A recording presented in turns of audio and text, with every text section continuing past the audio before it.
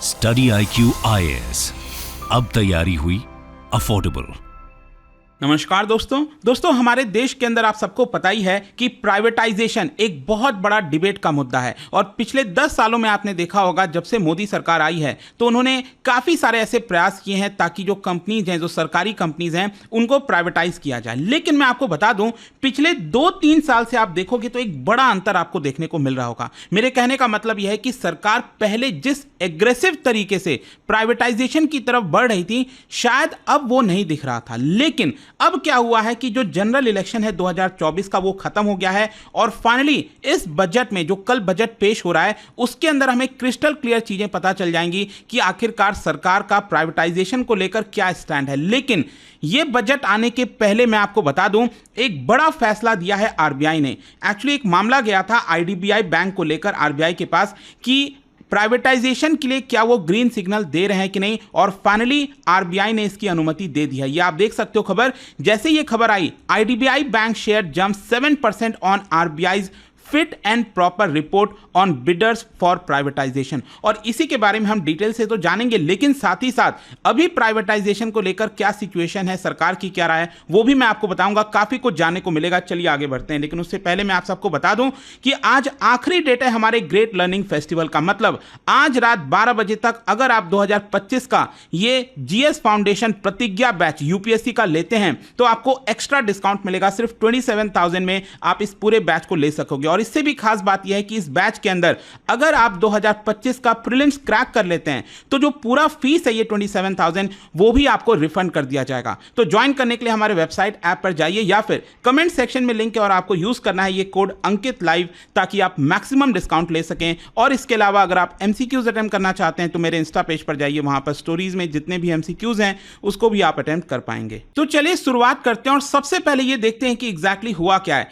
देखिए, reserve bank of India, हमारी central bank ने बताया जा रहा है कि फिट एंड प्रॉपर का जो अप्रूवल है आईडीबीआई बैंक के बिडर्स को, वो यहां पर दे दिया है, ग्रीन सिग्नल दे दिया है। देखो, एक तो मैं आपको बता दूं, IDBI industrial development bank of India, ये पहले एक फाइनेंस मतलब डेवलपमेंट फाइनेंस इंस्टीट्यूशन हुआ करता था। आगे चलकर इसको बैंक में कन्वर्ट कर दिया गया। लेकिन आईडीबीआई बैंक आप समझिए डूबने के कगार पर आ गया था। वो तो एलआईसी और सरकार दोनों ने मिलकर इसको बचाया। इसकी वजह से आज हम देख पा रहे हैं। तो अब कहीं ना कहीं सरकार इसका फायदा उठाना चाहती है, इसको बेचना चाहती है। तो इसके लिए सरकार ने क्या किया था, इसको लेकर आरबीआई के पास परमिशन के लिए भेजा, क्योंकि सरकार की तरफ से यहां पर अनुमति तो दे दी गई 2021 में, मई 2021 में, कि हम आईडीबीआई बैंक को प्राइवेटाइज करना चाहते हैं। ऑल्दो मैं आपको बता दूं कि IDBI bank as a private bank की तरह ही उसको देखा जाता है, क्योंकि सरकार का अगर आप स्टेक देखोगे ना, वो 50% से कम है। लेकिन इसमें भी थोड़ा सा चालाकी किया है, मैं आपको आगे बताऊंगा इसके बारे में कि सरकार के पास स्टेक कितना है, एलआईसी के पास कितना है। लेकिन इसको एज अ प्राइवेट बैंक के तौर पर ट्रीट किया जाता है। लेकिन एक्चुअल अगर आप देखिए तो ये प्राइवेट बैंक नहीं है, ये एक तरह से सरकारी है, क्योंकि सरकार के पास काफी ज्यादा इसके अंदर स्टेक है। तो यहां पर इसके प्राइवेटाइजेशन को लेकर आरबीआई से अनुमति मांगी गई थी। तो आरबीआई क्या करता है कि ये देखता है कि जो भी बिडर्स हैं, मतलब कि जो भी आईडीबीआई बैंक को बिड करना चाहते हैं, उसको खरीदना चाहते हैं, क्या वो सही तरीके से कंप्लायंट कर रहे हैं कि नहीं, रूल्स का, रेगुलेशंस का। इसके लिए फिट एंड प्रॉपर का अनुमति देना होता है आरबीआई को। वो आरबीआई ने अब यहां पर अनुमति दे दी है। साथ ही साथ मैं आपको यह भी बता दूं कि एक फॉरेन बिडर भी था इसके अंदर, कोई फॉरेन की कंपनी होगी जो भी है, उन्होंने भी बिड किया था, लेकिन उसको लेकर अभी तक कुछ नहीं बोला गया है आरबीआई के इस रिपोर्ट में। तो हो सकता है कि सरकार चाह रही होगी कि कोई फॉरेन कंपनी, फॉरेन कोई पर्सन जो है वो आईडीबीआई बैंक को ना खरीदे, कोई भारतीय बैंक यहां पर इसको, मतलब भारतीय कंपनी या फिर कोई भी जो है उसको खरीद सके। खैर, मैं आपको एक और इंटरेस्टिंग चीज बताता हूं। आईडीबीआई बैंक, जैसा मैंने आपको बोला कि इसकी हालत काफी खराब हो गई थी, और इसी की वजह से आपको पता ही होगा, हमारे देश में जब भी बैंक का हालत खराब होता है, लॉस में जाती है, प्रॉब्लम होता है, डूबने के कगार पर होती है, तो अक्सर आपने देखा होगा आरबीआई क्या करती है, उसके ऊपर पीसीए लगा देती है, मतलब प्रॉम्प्ट करेक्टिव एक्शन। मतलब कई सारे रिस्ट्रिक्शंस वगैरह उस बैंक के ऊपर लग जाते हैं। और आईडीबीआई बैंक के ऊपर भी 2017 से 2021 के बीच में यहां पर रेस्ट्रिक्शंस लगा हुआ था। और जैसे ये रेस्ट्रिक्शंस हटा मार्च 2021 में, उसके 2 महीने बाद ही आप देख सकते हो cabinet committee on economic affairs, उन्होंने अप्रूवल दे दिया इसके डिसइन्वेस्टमेंट के लिए, कि सरकार चाहती है कि इसको प्राइवेटाइज किया जाए। लेकिन क्वेश्चन अब यहां पर यह है कि आखिरकार इसको प्राइवेट क्यों बोला जाता है बैंक, जब सरकार काफ़ी ज़्यादा ओन करती है इसका, और सरकार को इससे कितना फ़ायदा होगा। देखो यहाँ पर मैं आपको बताता हूँ, अगर आप सरकार और LIC दोनों का स्टेक ले लोगे ना इसके अंदर, तो 95% लगभग एग्जैक्टली आप देख सकते हो 94.72% IDBI बैंक खुद ओन करती है, सरकार और LIC दोनों मिलकर। अब आप खुद सोचिए, LIC का सबसे ज्यादा परसेंट शेयर वो किसके पास है?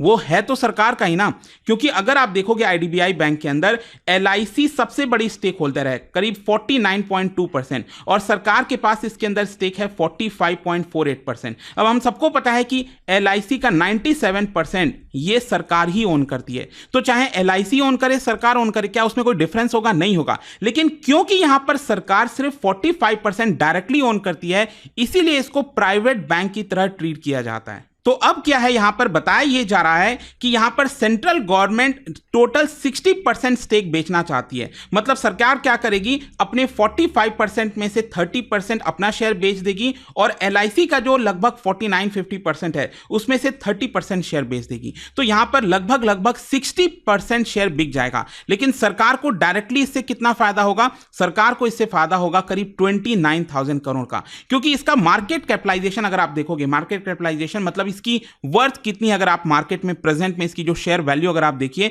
तो वो है करीब 95,000 करोड़ रुपीस। तो यहां पर सरकार अगर 30% अपना बेचती है तो मतलब सरकार के पास डायरेक्टली आएगा 29,000 करोड़, और बाकी का 29-30,000 करोड़ किसके पास जाएगा? ये जाएगा LIC के पास। आई होप आपको समझ में आ गया होगा। लेकिन यहां पर जो मार्केट ऑब्जर्वर्स हैं उनका यह मानना है कि अगर आप जितने भी बैंक्स देख लो इस समय, सरकारी बैंक, उसमें IDBI बैंक को डिसइन्वेस्ट करना मतलब प्राइवेटाइज करना सरकार के लिए सबसे आसान था। कहीं ना कहीं इसी की वजह से सरकार इसको प्राइवेटाइज कर रही है, क्योंकि हुआ भी यही था, क्योंकि पहले ये सरकार का नहीं था, क्योंकि इसमें प्रॉब्लम आ रही थी, डूबने के कगार पर था, तो सरकार ने बहुत सारा कैपिटल इसके अंदर डाला, और इसी की वजह से सरकार का इतना सारा हिस्सा बढ़ गया। अदरवाइज सरकार के पास ये हिस्सा नहीं था पहले, और इसीलिए सरकार अब चाह रही है कि इसको हटाया जाए। लेकिन अब देखना भी ये होगा कि क्या जो बिडर्स हैं, क्या वो एक्चुअल में इसको खरीदते हैं कि नहीं, क्योंकि बहुत सारे जो ऑब्जर्वर्स हैं उनका ये भी मानना है कि शायद वो उतना अट्रैक्टिव ना हो। तो देखना होगा कि एग्जैक्टली सरकार को कितना पैसा मिल पाता है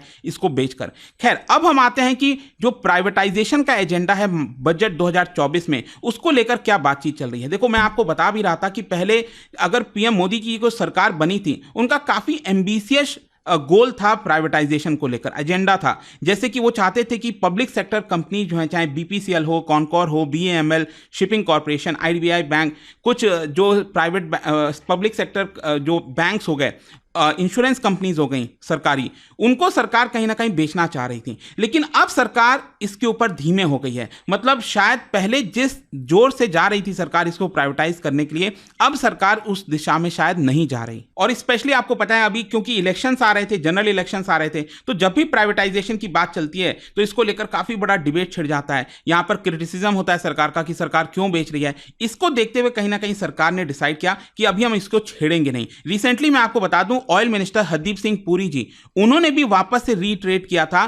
कि यहां पर सरकार की मंशा नहीं है BPCL बेचने के लिए, क्योंकि 2020 में आपको याद है सरकार ने क्या कहा था। सरकार ने कहा कि हमारा जितना भी इसके अंदर स्टेक है, लगभग 53% BPCL के अंदर, वो हम सब कुछ बेच देंगे। और मैं आपको बता दूं 2020 से लेकर अभी तक अगर आप देखोगे BPCL के शेयर प्राइस में लगभग 80% से ज्यादा की बढ़ोतरी हुई है। तो यहां पर हरदीप सिंह पुरी जी का यह कहना था, क्योंकि BPCL का जो फाइनेंशियल परफॉर्मेंस है वो काफी अच्छा खासा हो गया है, तो अब सरकार इस अपना स्टेक इसमें नहीं बेचेगी। मतलब सरकार का लगभग जितना भी इसके अंदर स्टेक है 53%, वो वैसे ही रहेगा। तो BPCL तो प्राइवेटाइज नहीं होगी। खैर, क्वेश्चन अब यह है कि मोदी गवर्नमेंट का प्राइवेटाइजेशन को लेकर अभी एक रिपोर्ट भी आया था रॉयटर्स के अंदर, उसमें बताया गया कि सरकार प्राइवेटाइजेशन का प्लान रोकने जा रही है। शायद अब वो प्राइवेटाइजेशन नहीं करेगी, रादर देन दैट जो स्टेट रन कंपनीज हैं उनको और सुधारने की कोशिश करेगी। अभी रिसेंटली आपने देखा होगा बहुत सारी जो सरकारी कंपनीज हैं, स्पेशली रेलवे, डिफेंस, उसमें गजब बढ़ोतरी देखने को मिली है उनके शेयर्स के अंदर।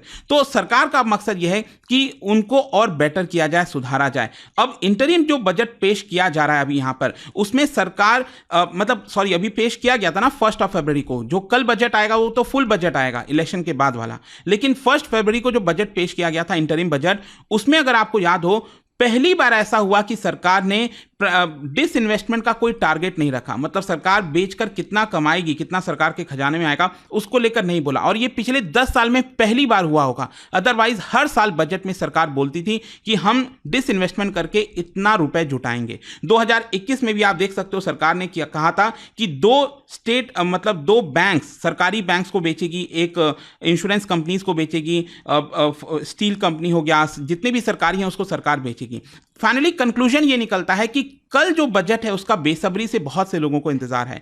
देखना होगा कि सरकार इसको लेकर क्या कहती है। और स्पेशली आपको पता है इस बार पूर्ण बहुमत की सरकार नहीं है, यहां पर अलाइस को साथ लेकर चलना होगा, तो क्या वो भी इसको लेकर रेडी होंगे कि नहीं। ऑल्दो मैं बता दूं कि सरकार ने काफी कुछ कहा तो था प्राइवेटाइजेशन को लेकर, लेकिन आपको याद हो इकलौता ऐसा है, मतलब एयर इंडिया को छोड़कर बाकी अभी तक आपको कोई भी बड़ा प्राइवेटाइजेशन देखने को नहीं मिला है पिछले 10 वर्षों में। एयर इंडिया ही एक ऐसा है जिसको टाटा ने खरीदा, और LIC का भी जहां तक सवाल है, ये लिस्ट हुआ था उसमें सिर्फ 3.5% ही सरकार ने अपना बेचा है, और अभी भी लगभग 96.5% सरकार के पास ही है।